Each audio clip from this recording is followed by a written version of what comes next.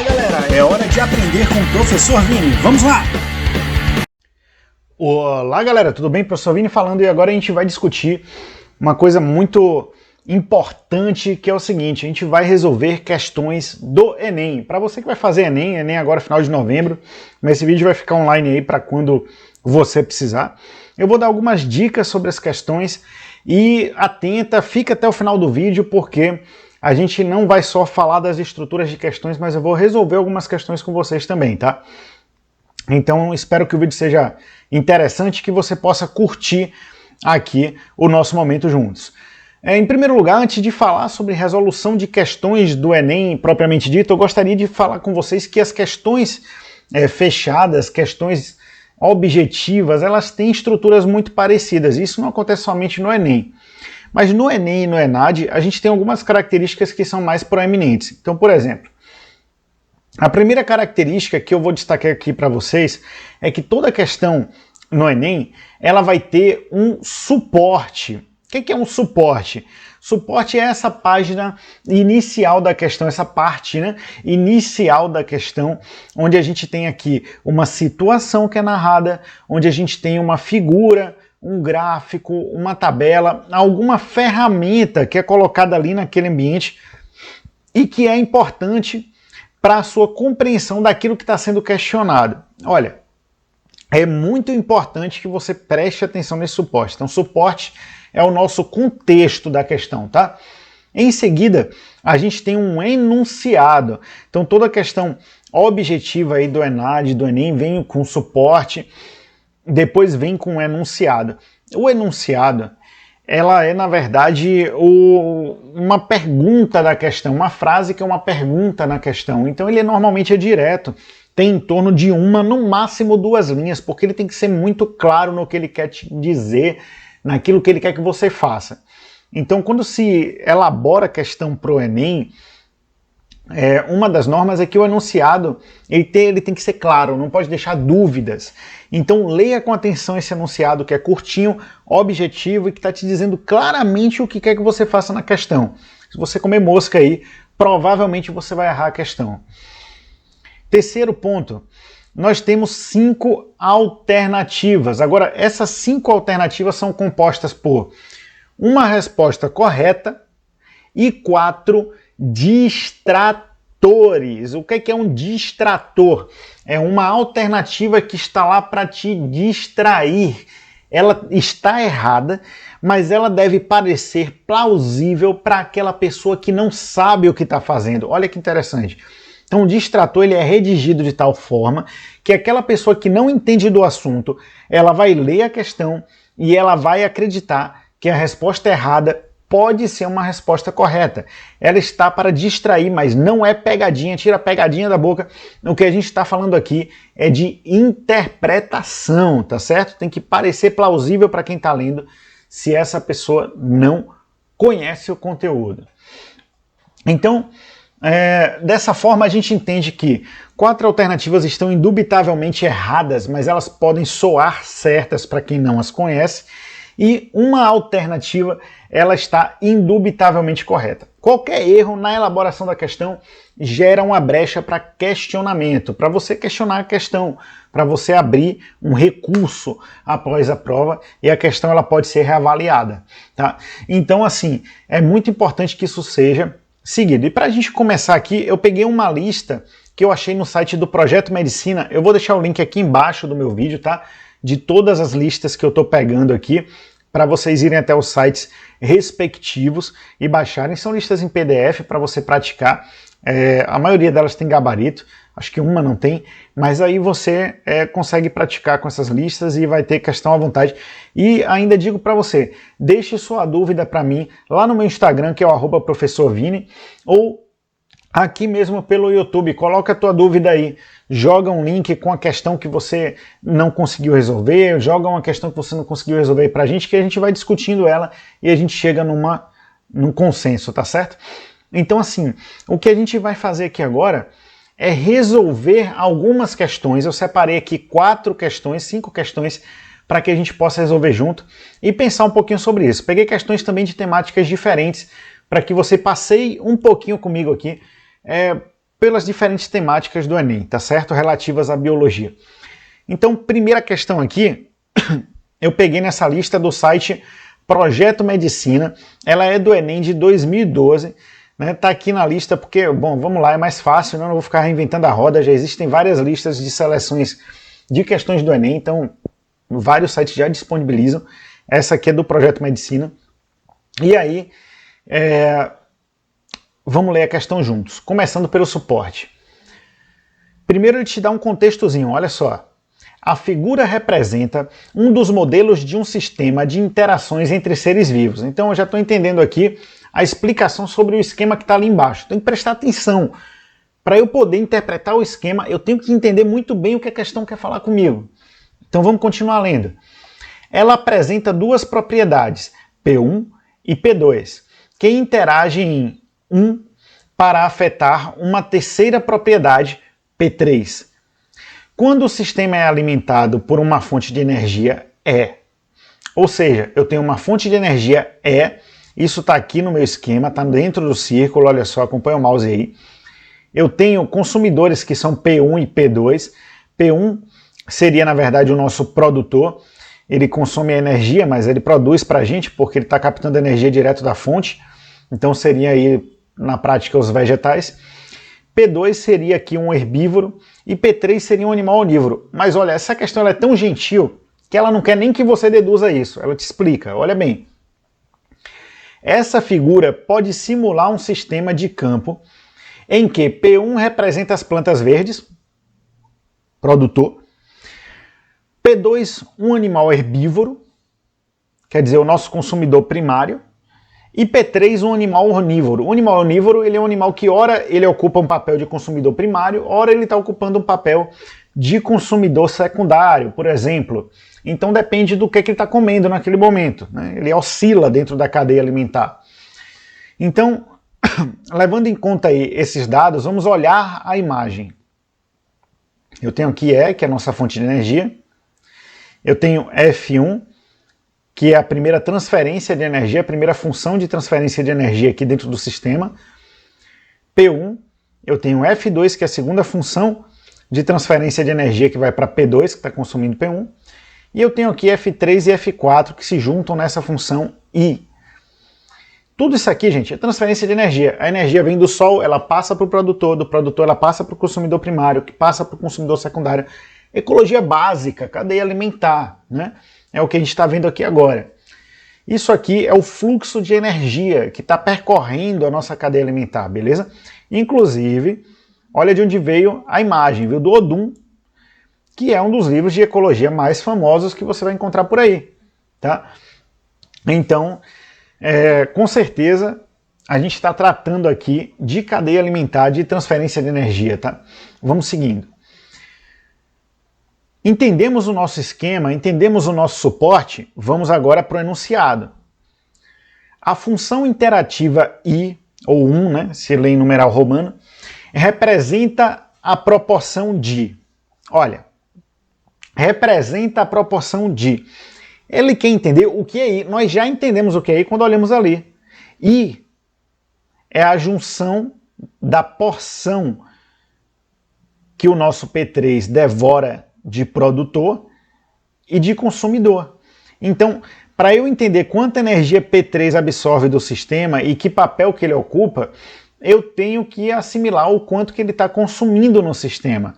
Ou seja, o quanto que ele consome do produtor, o quanto que ele consome do consumidor primário.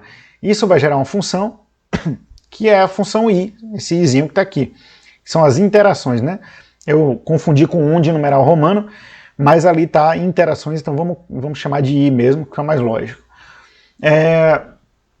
Agora vamos ler as alternativas. Lembrem, são 5 alternativas, 4 distratores e uma alternativa correta. Repetindo a pergunta para não esquecer. A função interativa I representa a proporção de. Então o que está envolvido em I? Letra A. Herbivoria entre P1 e P2. Não. A seta de I está indo em direção a P3. Ela tem a ver com P2, mas não nesse sentido. Eles entram como comida e não como consumidores aqui.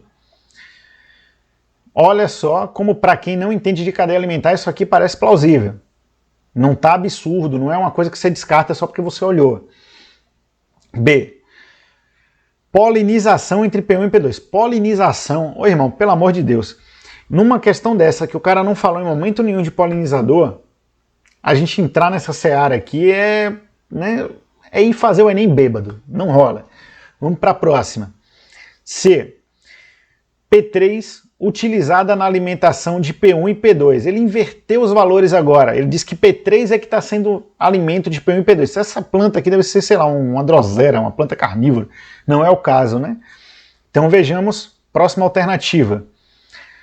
P1 ou P2 utilizada na alimentação de P3. P1 ou P2 utilizada na alimentação de P3. É isso que vai corresponder o I. Ah, professor, mas ali embaixo tem assim, ó, energia de P1 e P2 que sai do sistema, mas a energia está saindo do sistema? Ou ela ainda está dentro do sistema aqui? Eu estou falando de energia que é transferida ou de energia que é dissipada? Tem alguma sinalização no meu esquema que mostre o quanto de energia está sendo perdido ao longo do tempo? Não, né? Esse esquema é muito óbvio, muito claro, é a transferência de energia, o quanto que se come, tá? De um nível para o outro. Então aqui é o quanto que está comendo de P1, quanto que está comendo de P2, tá? E isso vai para P3. Ótimo. Então no final das contas, a nossa alternativa correta vai ser a letra D.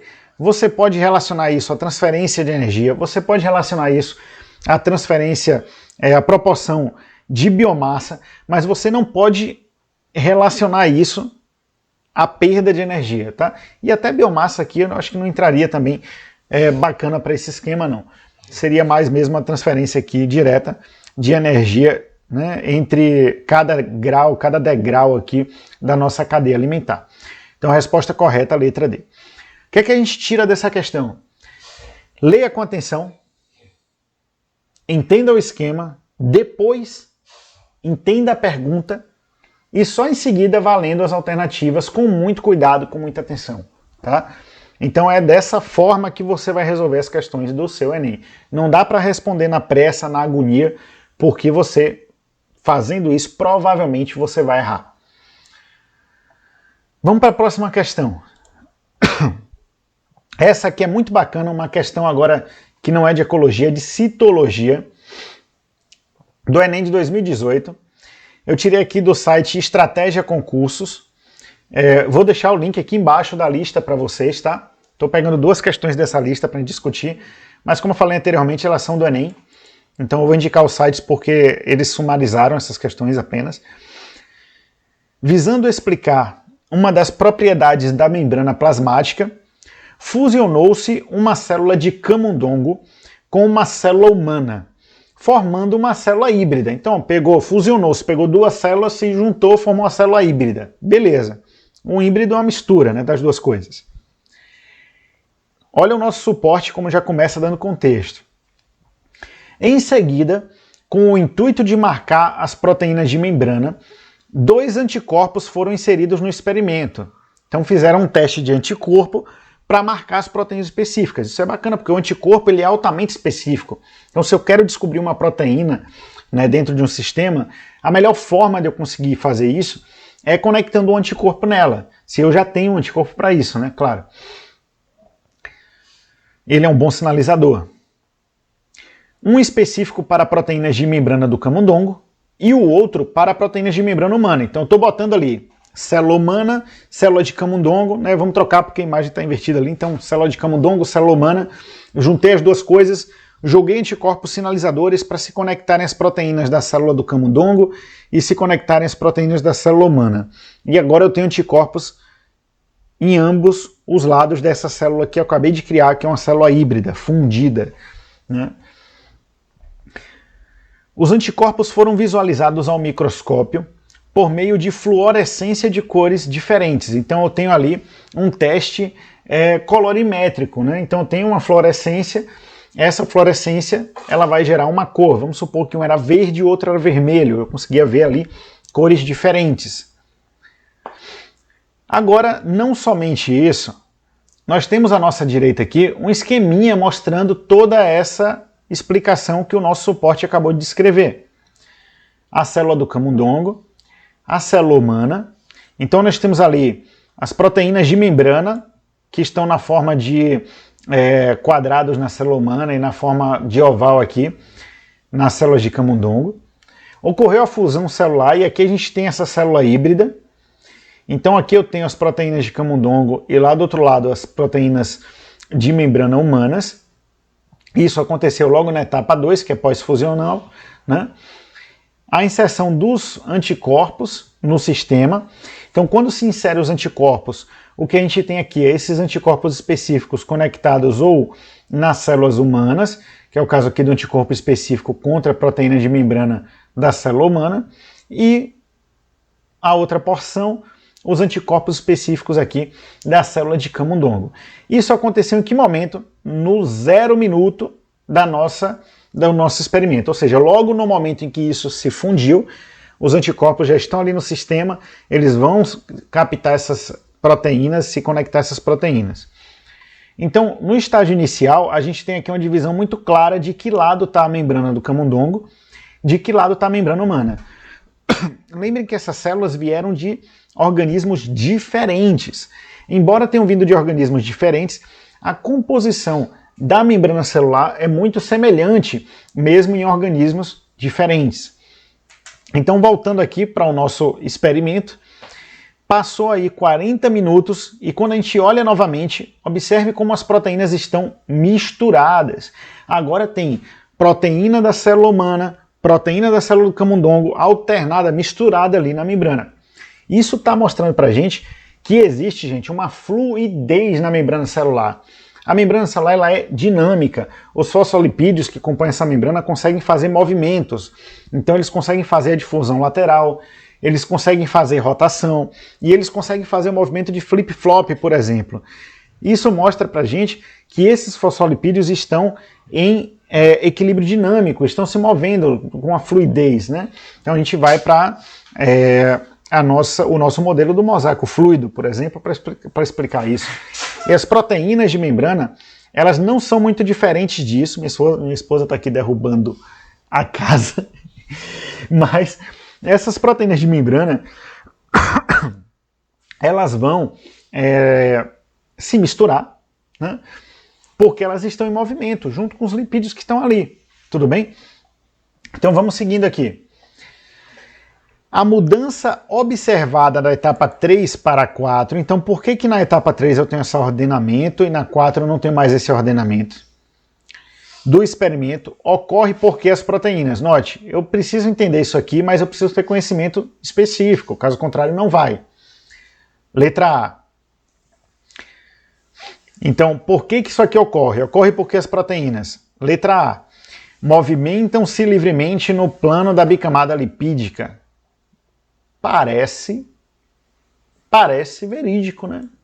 Vamos seguindo? Vamos ver o resto, só para a gente entender se está correto ou não. Letra B. Permanecem confinadas em determinadas regiões da bicamada. Mentira.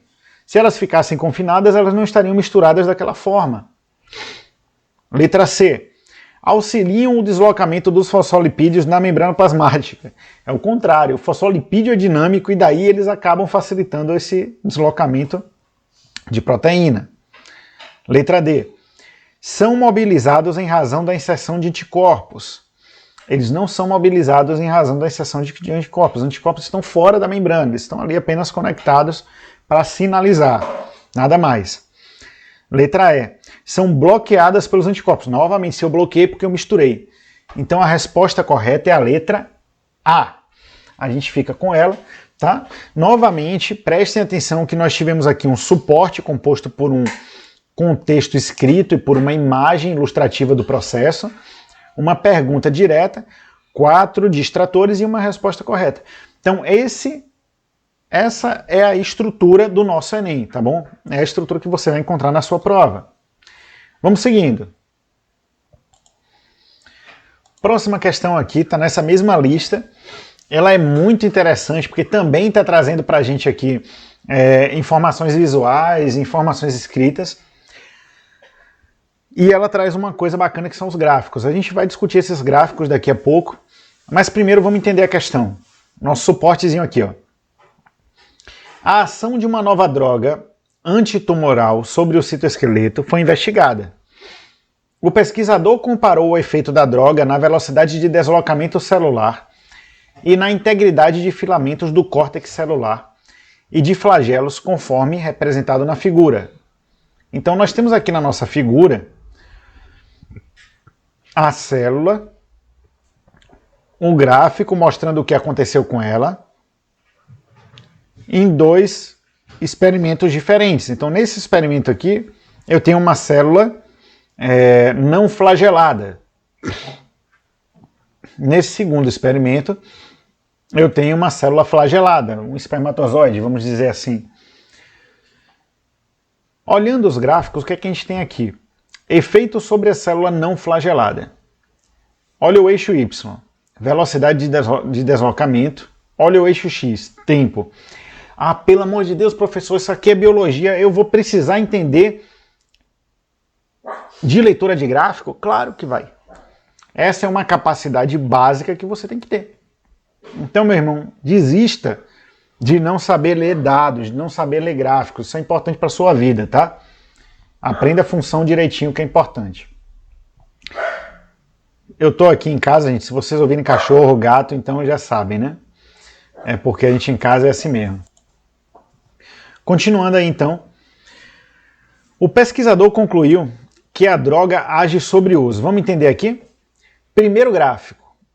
Olha, eu tenho aqui no eixo X o tempo e no eixo Y a velocidade de deslocamento. Quanto mais alto aqui, maior a velocidade. Então começa com a velocidade de deslocamento alta. A partir do momento da adição da droga, o deslocamento cai até zero ao longo do tempo. Então a célula vai perdendo a capacidade de se deslocar e ela para. Em um determinado momento, ela não consegue mais se deslocar. É possível observar também que após a adição da droga, houve alterações aqui, ó, na superfície celular. Então essas alterações têm a ver com alguma proteína do citoesqueleto que foi afetada pela droga.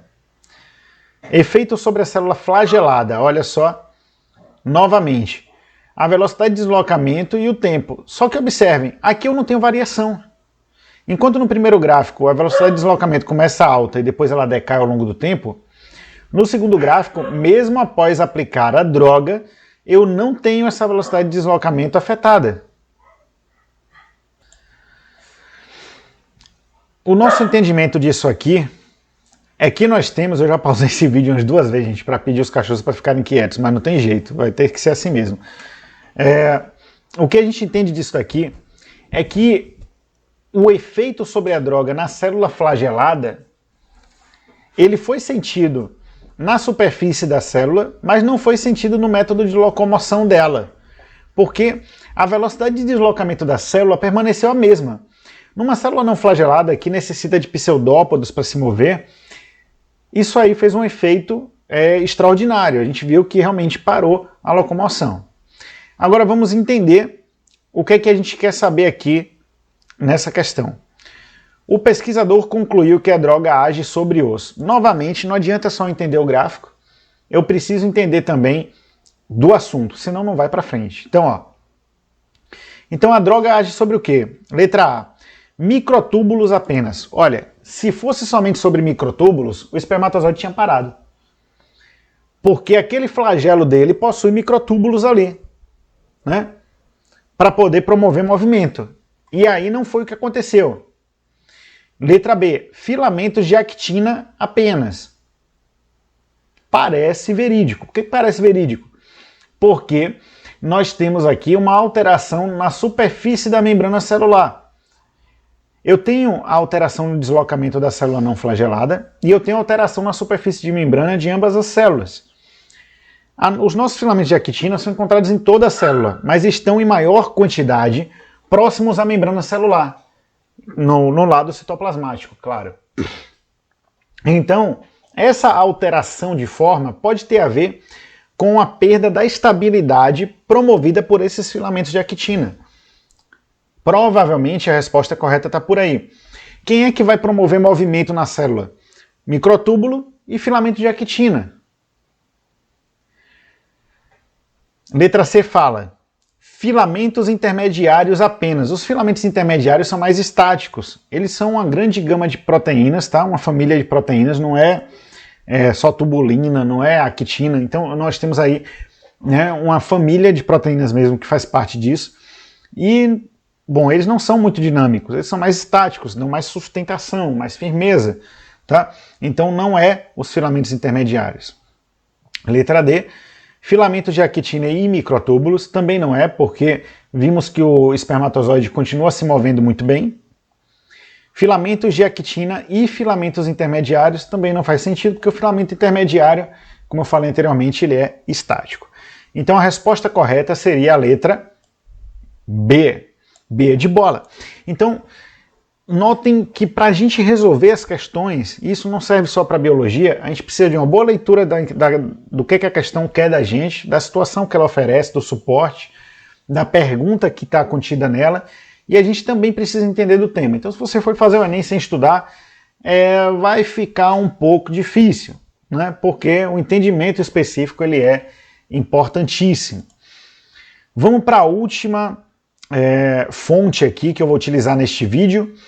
E aqui são questões de bioquímica, eu acho muito bacana a bioquímica, porque são questões que são mega interessantes e o pessoal costuma não entender muito bem, então se você estudar bioquímica adequadamente, provavelmente vai ser um diferencial na tua prova. Então vamos lá. Essas questões eu estou tirando aqui de um sumário do SESC do Distrito Federal, tá? Então isso está também disponibilizado online, eu vou deixar o link aí embaixo no vídeo, juntamente com as outras duas listas. Então, questão 1 aí, ó, do Enem de 2018. Anabolismo e catabolismo são processos celulares antagônicos, ou seja, são opostos, que são controlados principalmente pela ação hormonal. Então os hormônios determinam o que vai acontecer, se vai ser anabolismo ou catabolismo, na maioria das vezes. Veja que o principalmente está ali, não é o único controle. Por exemplo, no fígado, a insulina atua como um hormônio com ação anabólica, enquanto o glucagon tem ação catabólica, e ambos são secretados em resposta ao nível de glicose sanguínea. Você come, aumentou a glicose, insulina. Baixou muito a glicose, não subiu, passou muito tempo que ela baixa, glucagon. Então são respostas à disponibilidade de glicose, à biodisponibilidade de glicose. Em caso de do indivíduo com hipoglicemia, o hormônio citado que atua no catabolismo. Então, o hormônio que atua no catabolismo. Veja que é o seguinte. Ele já falou a você que o glucagon é catabólico. Ele fez toda essa fundamentação e agora ele quer saber o que é que o glucagon faz. Mas se eu não ler o meu suporte, eu não sei qual hormônio que ele está falando, eu não sei. E veja que o suporte já não faz questão de que eu tenha um conhecimento prévio de qual dos dois é catabólico, qual dos dois é anabólico. Não tem. Ele próprio explica. Então vamos lá. Em caso de um indivíduo com hipoglicemia, o hormônio citado que atua no catabolismo. Letra A. Induzirá o organismo a realizar a fermentação lática. Fermentação lática? Não, glucagon ele tem a ver com a quebra do glicogênio, tá? Então não tem a ver com fermentação lática. Letra B. Metabolizar aerobicamente a glicose. Não, metabolismo aeróbico da glicose acontece dentro da célula, né? A nossa insulina vai promover a absorção dessa glicose. C. Produzir aminoácidos a partir de ácidos graxos. Também não. Ele não tá induzindo a produção de aminoácido a partir de ácido graxo. Isso aí não tem nada a ver com o que está sendo dito na questão. Letra D. Transformar ácidos graxos em glicogênio. O glicogênio, ele não é feito de ácido graxo, ele é feito de glicose, tá? Então é a glicose que é polimerizada para fazer o glicogênio. Tá errado. Letra E. Estimular a utilização do glicogênio.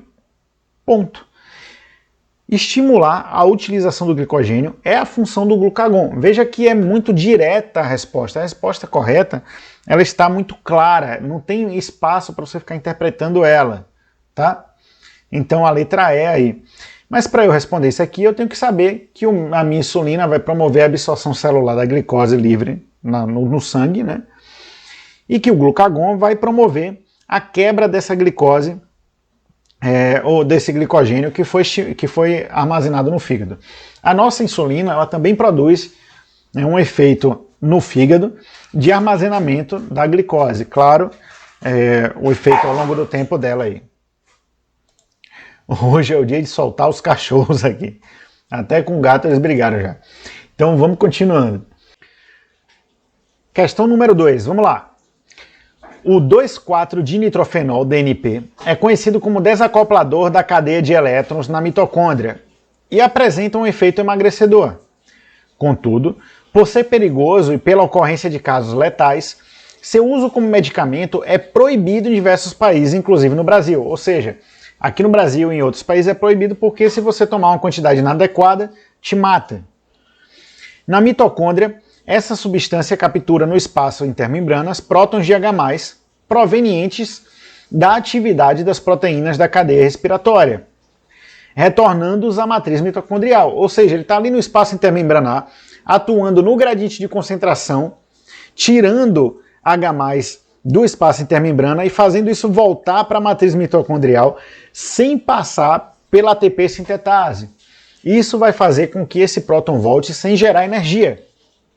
Reduz o rendimento da cadeia respiratória. Assim, esses prótons não passam pelo transporte enzimático na membrana interna. É aquilo que eu acabei de descrever para vocês. Continuando. O efeito emagrecedor desse composto está relacionado ao né? Então, letra A. Obstrução da cadeia respiratória, resultando em maior consumo celular de ácidos graxos. Se você obstruir a cadeia respiratória, provavelmente você vai morrer. Porque você não vai produzir ATP através dela, tá certo? Letra B.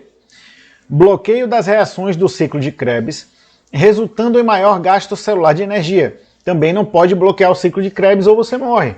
Não é esse o método, com certeza, que esse medicamento está atuando. Isso seria uma toxina, né, e não um medicamento. Letra C. Diminuição da produção de acetilcoenzima A, resultando em maior gasto celular de piruvato. Também não. Como é que eu estou reduzindo o CoA e estou aumentando o gasto de piruvato? Não faz sentido. O consumo do piruvato tem a ver com o acoplamento do acetilcoenzima A após ele ser degradado. Então, se eu tenho menos acetil, eu consumo menos piruvato. Não faz sentido. Letra D. Inibição da glicólise de ATP, resultando em maior gasto celular de nutrientes. Inibição da glicólise de ATP. Não faz sentido nenhum. Glicólise é a quebra da glicose, tá? O ATP não sofre glicólise, então tá misturando as bolas.